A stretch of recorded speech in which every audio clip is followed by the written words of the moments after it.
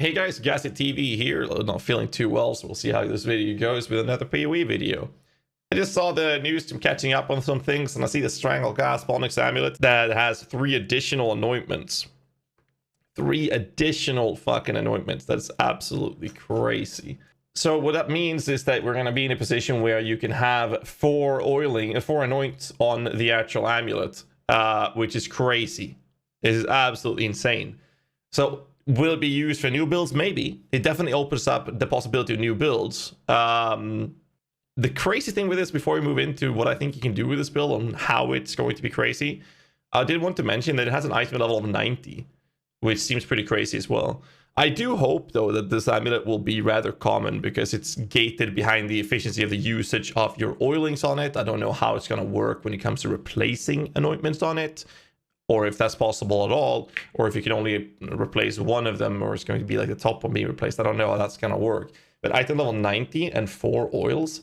So what does this mean for builds? So I wanted to mention that, I'll talk about this real quick.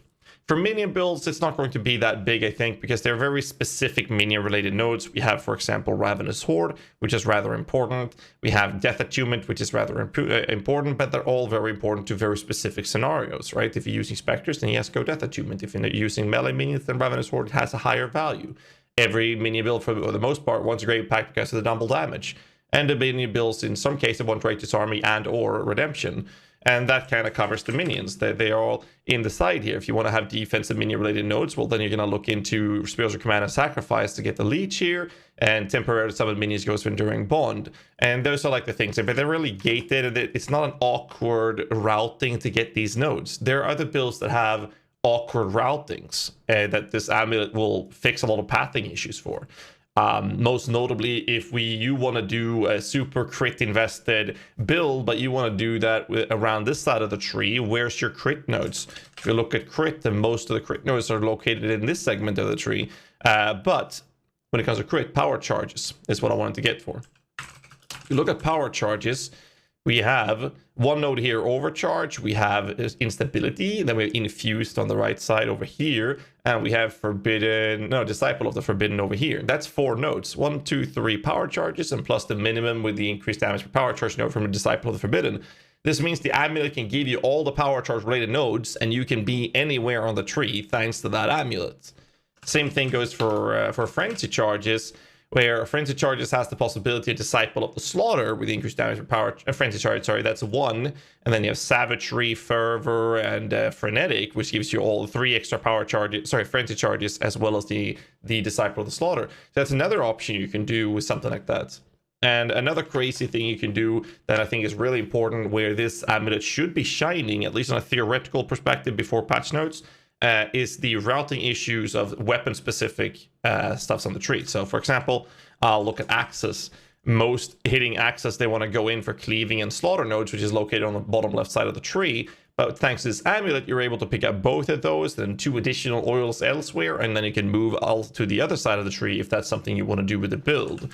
Bo has King of the Hill and Master Fletcher on the right-hand side. Dagger builds is even better, actually. If you look at Dagger builds, they have some weird nodes that really want to pick up. Some goes for Stabbing the Thirst, but going for Night Stalker and From the Shadows is good, but Backstabbing and Flaying are kind of crucial for Dagger builds. And the routing to that is kind of awkward. You either go through the life nodes, or you go through here to pick up the life nodes and these nodes for the most part with a shadow build. This routing can completely get neglected. Obviously, you lose out on these other nodes, which are rather important, but it allows for other approaches to be played, and I think that's going to be very cool.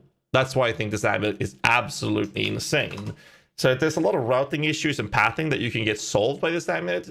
It also allows you to nibble on archetypes that has rarely been seen or hard to achieve or requires tons of stacking of gear from other ascendancies. Like I mentioned, power charges up in the north side of the tree with a south side tree build, or vice versa with Frenzy Charges on the southeast corner and east side corner, whilst playing as a northwest corner build like a Templar, Marauder, or Witch, for example. So I think there's going to be some really cool builds that can spark out of this amulet. I don't know, I just think it's pretty fucking crazy. Let me know in the comments below what you guys think of this amulet, and I'll check it out. Make sure you hit the like button, subscribe for more content. Until next time, stay safe, and keep rocking.